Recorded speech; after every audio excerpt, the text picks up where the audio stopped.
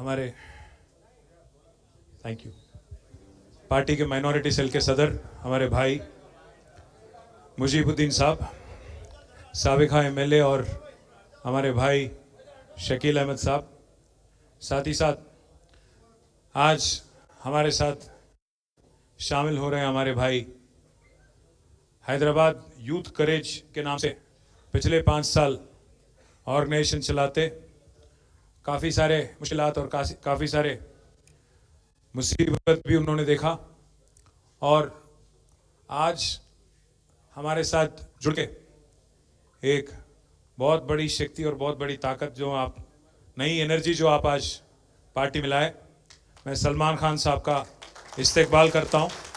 साथ ही साथ उनके वालिद साहब हकीम खान साहब और शाहबाज खान साहब, यूनुस खान, आसिम खान साहब, गफ़ार खान साहब, मोहम्मद शरीफ, इरफान खान, अहमद खान, शोएब खान और जितने भी हमारे भाई हैं जिनका मैं नाम नहीं लिया हूँ, आप सबका भी मैं तहे दिल से शुक्रिया अदा करता हूँ, इस्तेकबाल आपका भी करता हूँ, वेलकम करता हूँ।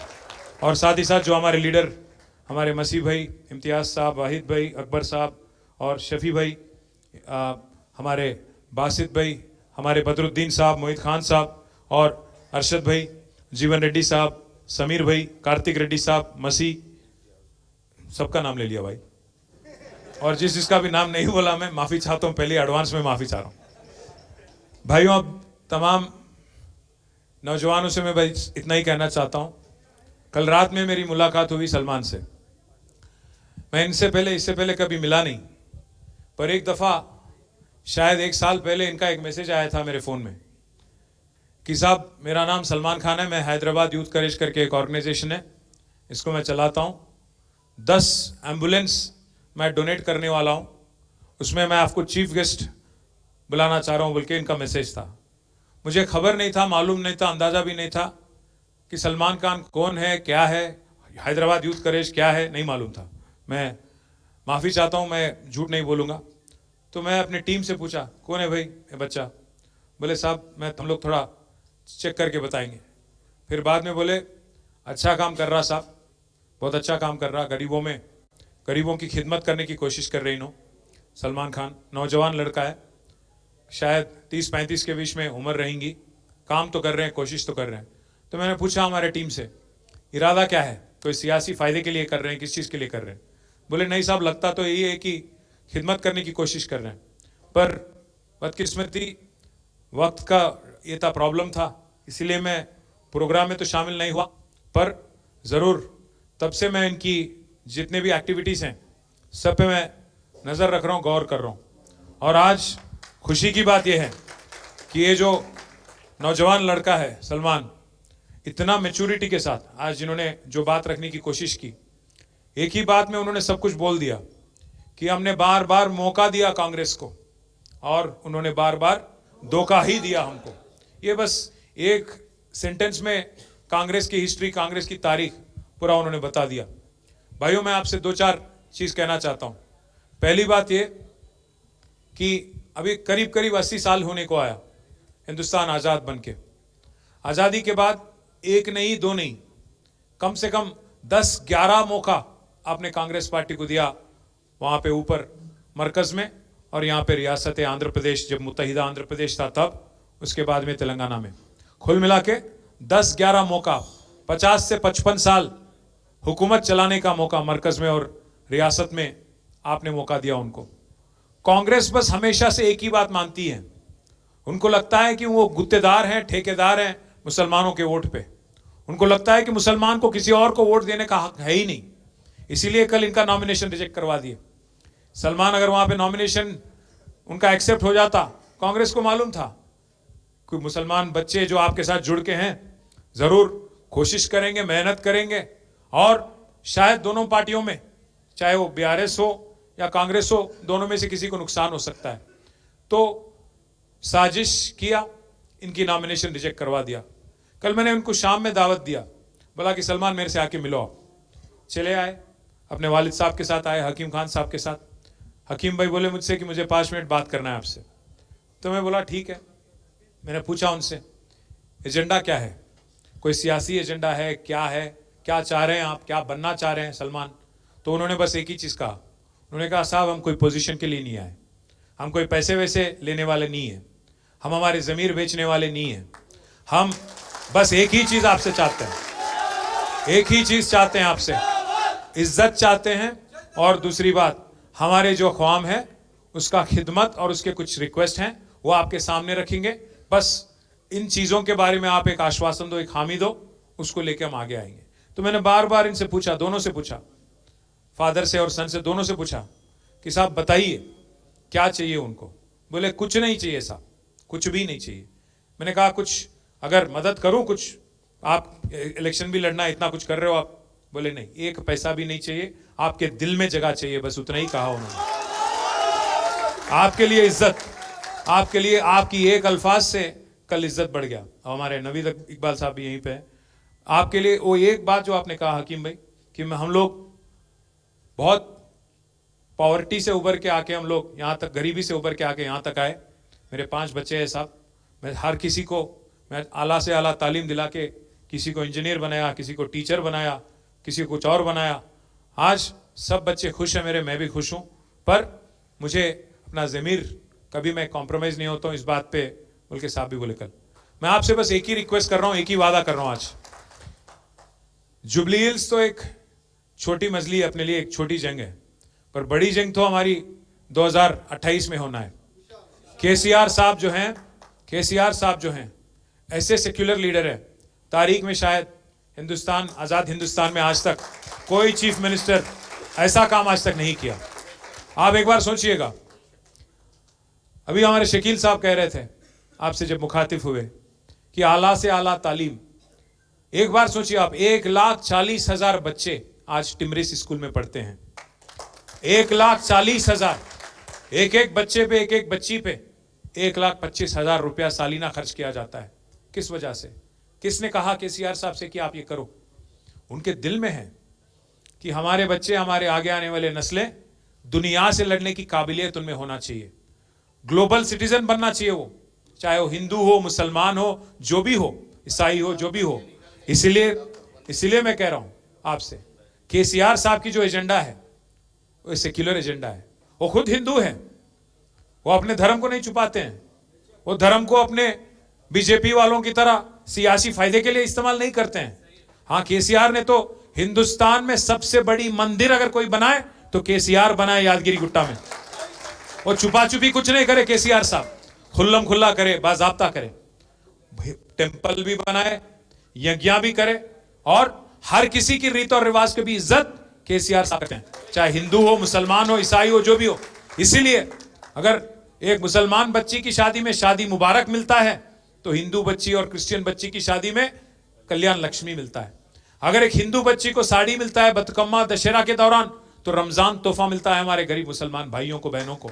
और हमारे क्रिश्चियन भाई अगर है, ईसाई हैं, तो उनको क्रिसमस गिफ्ट दिया जाता है। ऐसे सेक्युलर लीडर तारीख में हिंदुस्तान में आज तक आपको देखने को नहीं मिला होगा। एक और बात भी आपको याद दिलाता हूं मैं, तालीम और आसरा पेंशन और इसके अलावा काफी सारे जो मदद गरीबों को देना चाहिए, वो सब कुछ केसीआर साहब ने करने की कोशिश की। कांग्रेस के दौर में 200 रुपया पेंशन था, उसको 10 गुना बढ़ाया केसीआर साहब ने। आज आप देखिए क्या माहौल है हैदराबाद में, चाहे आप कोई भी मजहब के हो। आप 2 साल हो गया कांग्रेस की हुकूमत आके, इंदिरा राज्यम बोले, इंदिरा राज्यम, इंदिरा राज्यम। क्या है इंदिरा राज्यम? गरा तोड़ना। क्या है इंदिरा राज्यम? जो वादे करे उसको पूरी तरह से नहीं निभाना, यही आपकी राज है। 420 वादे करे, एक नहीं दो नहीं, 420, 6 गारंटी दिए, उसमें से एक फ्री बस बोल के वो दे दिए। वो फ्री बस भी क्या चीज है? औरतों को फ्री, उनके शौहर को डबल रेट। क्या है फ्री? आप सोचो, आप इसको हैदराबाद में क्या बोलते मालूम? बैगन की बात बोलते। आप सोचो एक बार, औरतों को फ्री करते, शौहर को डबल टिकट, और बच्चों को बस पास बढ़ा देना 25%, उसको भी इंक्रीज कर दिए। तो क्या फायदा हुआ फिर घर में? कोई फायदा नहीं। इसलिए मैं बोल रहा हूं, हाँ मार ले रहे तो वो तो है ही, मैं उसके बारे में ज्यादा नहीं बोलता हूं। बस आप एक बात सोचिए, 2 साल हो गए इनको, शायद वक्त नहीं मिला चीफ मिनिस्टर को, एक कोई रिप्रेजेंटेटिव नहीं है मुस्लिम कम्युनिटी से। हिंदुस्तान में पहली बार, आजाद हिंदुस्तान में पहली बार एक ऐसी कांग्रेस हुकूमत है जहां कोई रिप्रेजेंटेशन है मुसलमान का। ना कोई मुस्लिम एमएलए है, ना कोई मुस्लिम एमएलसी है, ना कोई मुस्लिम मिनिस्टर हैं। बार बार चीफ मिनिस्टर यही कहते हैं कि भाई आप लोग एमएलए नहीं जिताए। मैं पूछना चाहता हूं चीफ मिनिस्टर साहब से, भाई आप 2 साल में 6 एमएलसी बनाए आप एमएलए के जरिए, एक काबिल आदमी नहीं मिला आपको। आपके लिए जो कुर्बानी करे शब्बीर अली साहब वो नहीं दिखे आपको, सीट कुर्बानी कर दिया उन्होंने। खामारेड्डी छोड़ के निजामाबाद गए, वो हार गए बेचारे वहां पे, वो भी नहीं दिखे आपको। अजहरुद्दीन साहब बेचारे अच्छे खासे क्रिकेटर थे हमारे कैप्टन साहब, उनको भी बकरा बना दिए। उनको इलेक्शन में तो टिकट दिए 2023 में, हार गए उन्होंने, ठीक है, फिर एमएलसी बना के वजीर बनाते, नहीं बनाए। 6 लोगों को जब मौका दिया आपने 2 साल में, नहीं दिखे आप, कोई नहीं दिखे आपको। एक आमिर अली खान साहब को बनाए, हां, पर मालूम होते हुए, क्या मालूम था उनको? कोर्ट में केस चल रहा, कचहरी चल रही, मालूम थी उनको नहीं होना है, मालूम था, जानते हुए फरेब झूठ के बुनियाद पे उनको बना के उनकी बेइज्जती करे कांग्रेस वाले। और उनको यह भी मालूम है जब आमिर अली खान साहब का कोर्ट ने रोक दिया तो अजहरुद्दीन साहब को फिर एक बार कैबिनेट में अगर आप सिफारिश करेंगे, क्या होगा उसका? कुछ नहीं होगा उसका, लटकते रह जाएंगे उन्होंने बीच में, वैसे ही मालूम है उनको, बलि का बकरा बना दिया उनको फिर एक बार। तो इसलिए मैं बोल रहा हूं, झूठ और फरेब के बुनियाद पे जो हुकूमत चल रही कांग्रेस की यहां पे, इसको सबक सिखाने का एक शानदार मौका आज जुबली हिल्स में आपके सामने है। भाइयों, आज एक आदमी नहीं, हर कोई परेशान है तेलंगाना में। अब यहां पे हैदराबाद में हमारे जितने बच्चे हैं, नौजवान लीडर है और नौजवान बच्चे जितने भी हैं, काफी लोग रियल एस्टेट में मार्केटिंग करते रहते, काफी लोग रियल एस्टेट में थोड़ा अपना अपना रंगारेड्डी में, हैदराबाद में, इधर इतराफ में, मेडचल में, इसमें डूबे हुए रहते रियल एस्टेट में। आज पूरा रियल एस्टेट तमाम हो गया रेवंत रेड्डी आने के बाद। ना सिर्फ रियल एस्टेट, ऑटो वाला का कारोबार बंद। मैं 1-2-4 महीने पहले मैं आ रहा था यहीं पे पार्टी ऑफिस, तो बीच में सिटी सेंटर के पास वो लाइट आ गया, रेड लाइट, तो वहां रुक गया मैं। साइड में एक ऑटो आ गया, वो ऑटो वाला भाई साहब बोले सलाम, मैं बोला सलाम। बोले साहब जरा शीशा नीचे करो, मैं बोला शीशे नीचे कर लिया। मैं पूछा उनसे कहाँ जा रहे हैं, तो बोला सवारी है, जा रहा हूँ साहब। उन्होंने पूछे साहब वालिद साहब कैसे, मैं बोला ठीक। मैं बोला आपका क्या नाम, बोले महमूद। तो महमूद भाई क्या हाल, बोले बर्बाद है सब। और क्या हाल है, बर्बाद है। मैं बोला क्या हुआ, बोले जब से हुकूमत आई सब धंधा बंद साहब। इससे पहले 1000 रुपया कमाता था, 1000-1200 रुपया कमाता था पर दिन, आज 400-500 भी बहुत मुश्किल से मिल रहा साहब। तो मैं बोला क्या करेंगे महमूद भाई, एक गलत वोट की सजा 5 साल है ना, क्या करूं। उन्होंने क्या बोले मालूम महमूद भाई मेरे को, साहब कोई तरकीब नहीं है क्या, साहब कोई तरकीब नहीं है क्या।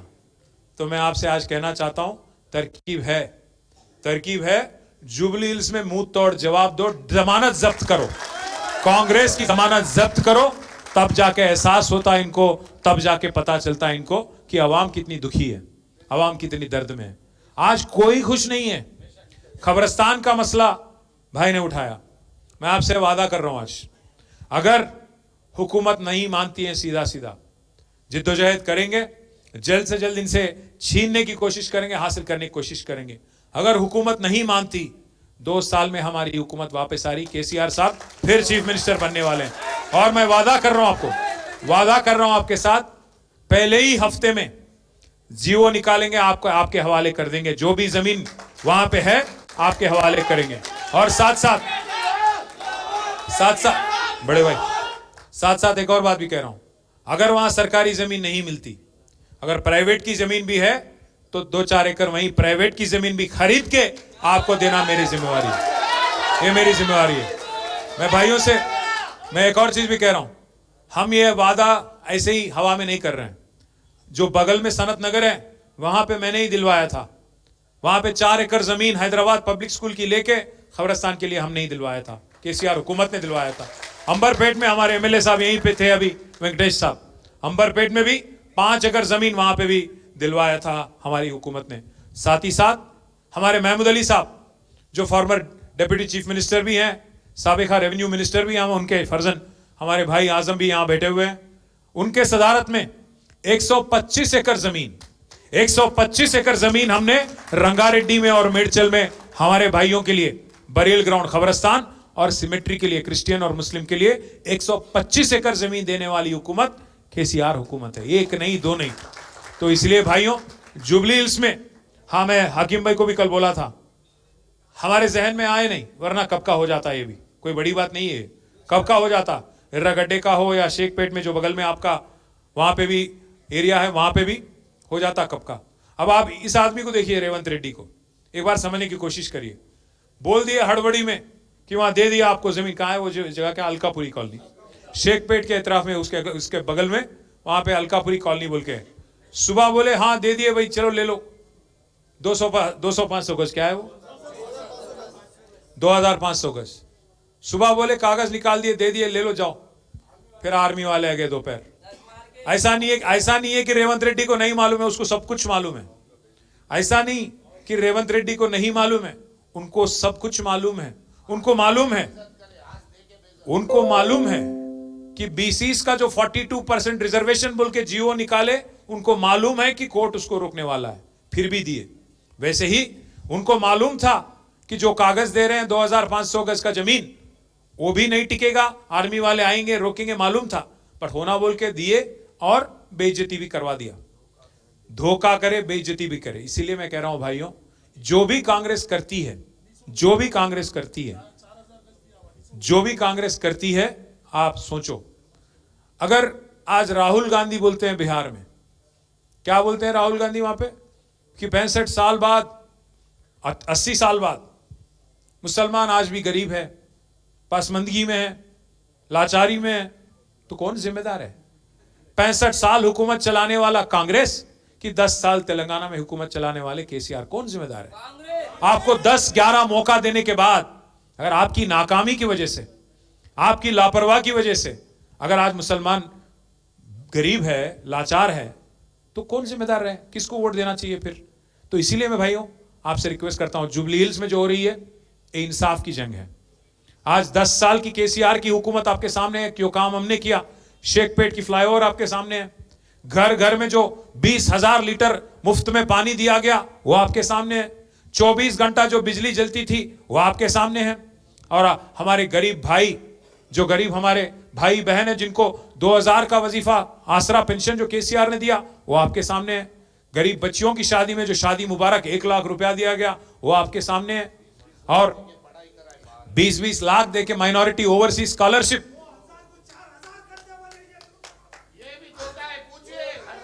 नहीं, मैं उसके बारे में भी बोलने वाला हूं। बड़े भाई 1 मिनट, हमारे भाई बोल रहे हैं, क्या नाम है बड़े भाई?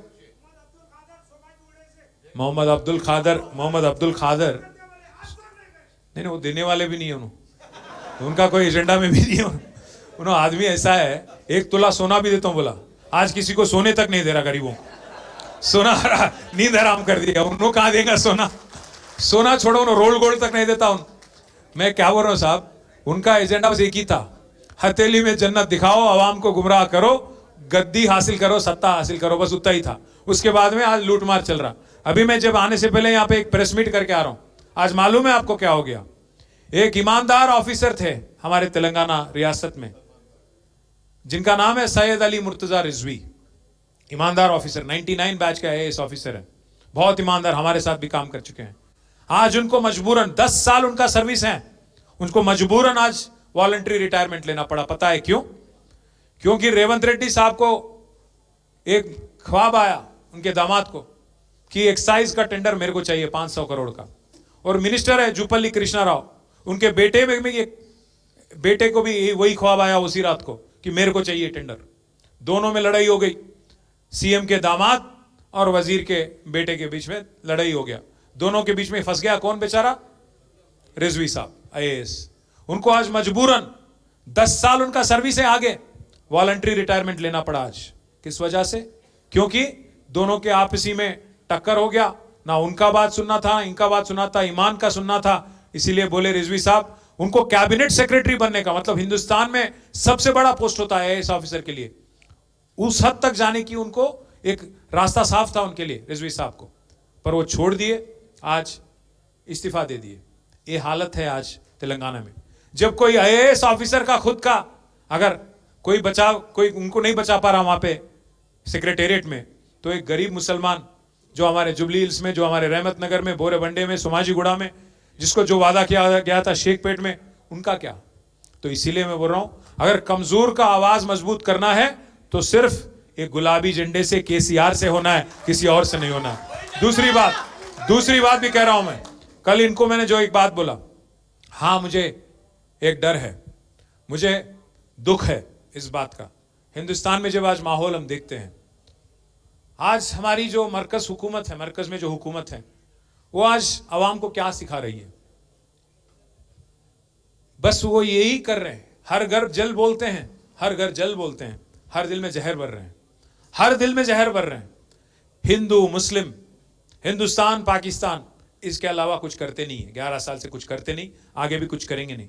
हाँ मुझे डर है, जो एक हैदराबाद थी जिसमें मेरी परवरिश हुई, जहां मैं बड़ा हुआ, जहां मैं स्कूल गया, वो वाला हालचाल आज नहीं है, वो वाला हालत आज नहीं है। मुझे तब अंदाजा भी नहीं था 35 साल पहले जब मैं स्कूल में था, 40 साल पहले, कि मेरे जो सीट में, मेरे जो बेंच में मेरे साथ जो बैठा है वो कौन जात का है, क्या नाम है, क्या मजहब है। वो दोस्त था बस। हम लोग जाते थे रमजान उसके घर, वो आता था हमारे घर दशहरा। वो एक अच्छा सा, एक जबरदस्त, एक दूसरे का रीत और रिवाज को इज्जत करने का एक था। हम जाके शीर खुरमा खाते थे, वो आके हमारे यहाँ अरशलू खाते थे। वो एक अंदाज था। पर आज क्या हालत है हिंदुस्तान में? एक दूसरे को शक की नजरिए से देखना। आप पहले, आपका जात क्या है, आपका मजहब क्या है, आपका मतलब, आज गवर्नमेंट ये बोल रही अपने को कि आपको क्या खाना चाहिए, क्या पीना चाहिए, क्या बोलना चाहिए, क्या पहनना चाहिए। ये हालात को देख के आज अगर आप सेक्युलर फोर्सेस की शक्ति अगर आप नहीं मजबूत करोगे, सेक्युलर ताकतों को अगर आप मजबूत नहीं करोगे, तो और भी मुश्किल दौर जो आज माहौल हिंदुस्तान में, तेलंगाना में भी हो सकता है। इसीलिए हम सबको एकजुट होना है, जैसा सलमान ने कहा, एकजुट होना है, एकजुट होकर लड़ना है। और ऐसे सेक्युलर लीडर केसीआर, इनको मजबूत करना है। मजबूत करके जो जॉइंट वेंचर गवर्नमेंट जो चल रही है यहाँ पे, कांग्रेस और बीजेपी की, इनको किसी भी हाल हराना है। आप शायद हैरान होंगे कि भाई इन्होंने जॉइंट वेंचर गवर्नमेंट कहीं को बोल रहे हैं। जॉइंट वेंचर गवर्नमेंट इस वास्ते बोल रहा हूं भाई, एक मिनट गौर करो आप। एक साल पहले, करीब नहीं, एक साल हो भी गया, 27 सितंबर 2024, एक साल पहले यहां के जो रेवेन्यू मिनिस्टर है, उनके घर पे ईडी का रेड हुआ। जब रेड हुआ, पूरे मीडिया दिखा रही थी कि नोट गिनने वाले 2-2 मशीन उसमें रेड में अंदर गए। बाहर क्या आया एक साल बाद? ना कोई एक प्रेस नोट, ना कोई केस। क्या बरामद हुआ किसी को नहीं मालूम, भगवान को भी नहीं मालूम। एक साल हो गया, एक कांग्रेस के मिनिस्टर पे रेड होता, पर आज तक कोई केस नहीं होता। क्यों? आपसी में अच्छा जॉइंट वेंचर गवर्नमेंट चला रहे दोनों। दूसरी बात, अमित शाह जी पे एक केस बनी थी इलेक्शन के दौरान। केसीआर साहब की हुकूमत थी, केस बनाए हम लोग, क्योंकि वो कुछ बोले, इलेक्शन कोड वायलेट करे, केस बनाए। पता है कौन वापस लिया केस? रेवंत रेड्डी साहब। और तीसरी बात, वक्फ अमेंडमेंट बिल बीजेपी लाई, हम उसका मुखालिफत करें, 4 वोट है हमारे राज्यसभा में, उसके खिलाफ वोट भी करे, फिर भी बिल पास हो गया, क्योंकि बीजेपी के पास ताकत है, नंबर है, पास हो गया बिल। आपको पता है 28 रियासतों में पहली ऐसी कौन सी रियासत थी जो वक्फ बिल को अमल करने के लिए तैयार हो गई?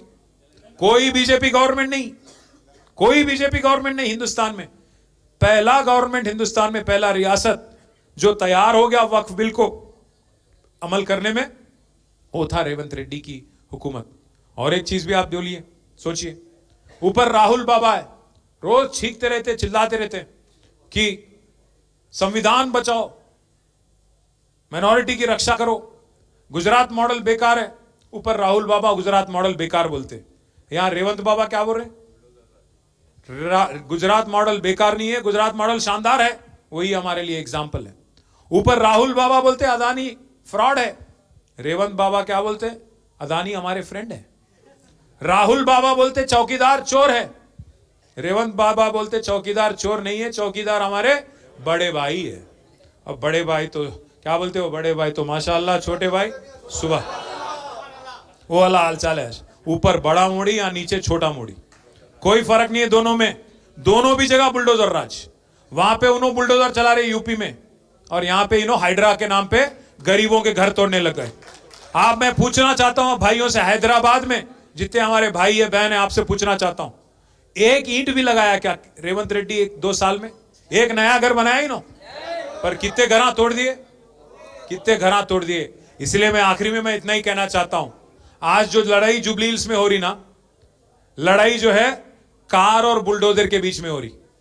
अगर आपको बुलडोजर मंजूर है, बुलडोजर मंजूर है, अगर आप वोट देंगे तो हाइड्रा आपके घर आ जाएगा। आप देख लो, उधर कार इधर बुलडोजर। अगर एक और तरीके से मैं बोलूं तो मैं इतना ही कह के बंद करूंगा, उधर कार है इधर बेकार है। आप सोच लो, कार हमारी है, बेकार रेवंत रेड्डी है। सबको 2 साल में सबको सबके साथ धोखा दिया, सबको धोखा दिया और सबको गुमराह किया। और अगर हैदराबादी अल्फाज में कहूं आखिरी में, 2 साल में क्या करा रहे भाई रेवंत रेड्डी बोले तो 2-4 अरे इनो क्या क्या तो भी पूरे साइड में से क्या करा रहे भाई रेवंत रेड्डी बोले तो हमारे कार्तिक भाई बोले बैगन में मिला दिया करते। मैं बस इतना ही बोलूंगा। मैं एक अच्छा सा एक सोशल मीडिया में एक चीज देखा हूं 2-4 दिन पहले। एक मुशीराबाद का बच्चा है, क्या नाम है उसका, आप हो, आप ही हो क्या, नहीं तो मुशीराबाद का एक बच्चा है, जबरदस्त एक रील बनाया, मैं देख के खुश हो गया। क्या किया, अरे भाई रेवंत रेड्डी बोलते, ऊपर केसीआर साहब का तस्वीर लगाए, नीचे रेवंत रेड्डी को ऐसे दिखा रहे, तेरा नाम लिया तुझे याद किया, बस उतना ही, और कुछ नहीं। 2 साल खोजते खोजते टाइम पास कर लिए, एक भी आवाम के लिए कुछ काम या कुछ खिदमत तो नहीं करे। फिर एक बार गुमराह करने के लिए, फिर एक बार तरक्की के नाम पे धोखा देने के लिए, जुबली हिल्स की आवाम को फिर एक बार धोखा देने के लिए आ रहे हैं। इसीलिए भाइयों, आज सलमान के जुड़ने से, आज आप सबके जुड़ने से हमारी ताकत और बढ़ी, हिम्मत अफजाई हुई, आप सबका इस्तेकबाल। और मैं वादा कर रहा हूं, ये जो नौजवान बच्चा है, बहुत मैच्योर बच्चा है, इसकी हिफाजत, इसकी तरक्की मेरी जिम्मेदारी है। जय तेलंगाना।